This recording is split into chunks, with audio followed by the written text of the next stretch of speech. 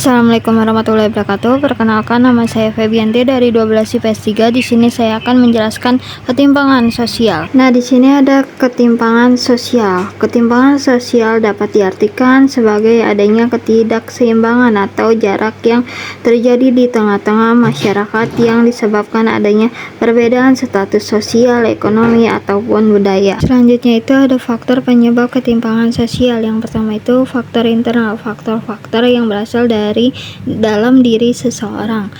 Rendahnya kualitas sumber daya manusia disebabkan oleh tingkat pendidikan atau keterampilan ataupun kesehatan yang rendah, serta adanya hambatan budaya atau budaya kemiskinan. Yang kedua itu ada faktor eksternal. Faktor eksternal yaitu faktor-faktor yang berasal dari luar kemampuan seseorang.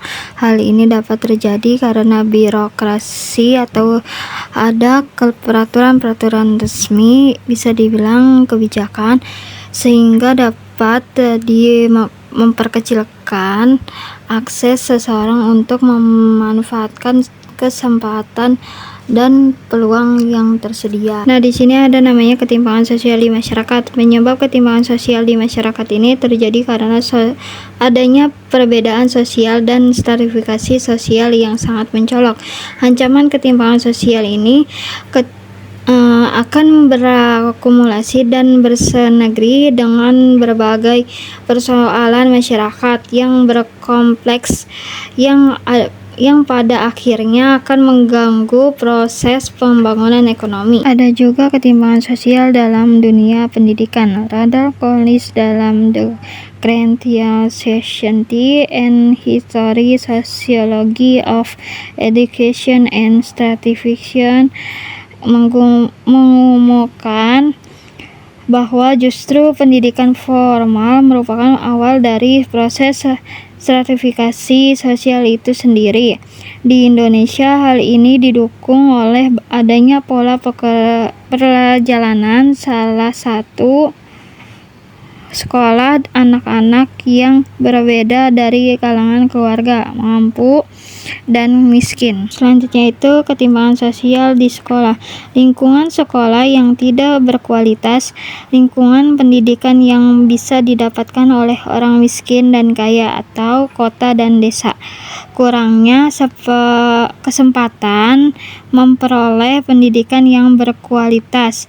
Wujud input yakni kesempatan untuk memperoleh pendidikan yang berkualitas akan berakibat pada input yakni kualitas hasil pendidikan. Kualitas lulusan yang kurang memadai, baik dalam nilai akhir ujian ataupun kualitas kemampuan lulusan.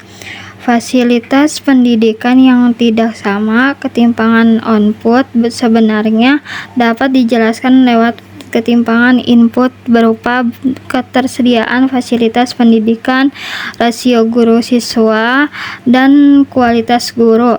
Macam-macam ketimpangan sosial dalam pendidikan berdasarkan dua dimensi tersebut. Ketimpangan kelompok dapat dikelompokkan dalam 4 varian. Pertama itu ketimpangan input dalam ukuran individual. Yang kedua itu ada ketimpangan input dalam ukuran kelompok. Yang ketiga ketimpangan output dalam ukuran individual. Yang keempat itu ketimpangan output dalam ukuran kelompok. Nah, upaya mengatasi ketimpangan dan peningkatan mutu pendidikan. Upaya untuk mengurangi ketimpangan sosial harus dimulai dari lembaga pendidikan. Salah satunya itu dengan penggunaan metode kooperatif learning. Di sini juga ada ketimpangan sosial di bidang ekonomi, ketimpangan sosial di bidang politik, dan juga ada ketimpangan sosial di bidang budaya. Sebagai penutupan, izinkan saya untuk menyampaikan satu pantun sebelum mengakhiri penjelasan hari ini. Nasi goreng rasanya gurih dimakan di Kota Batu. Ku ucapkan terima kasih atas semua kasih dan perhatianmu.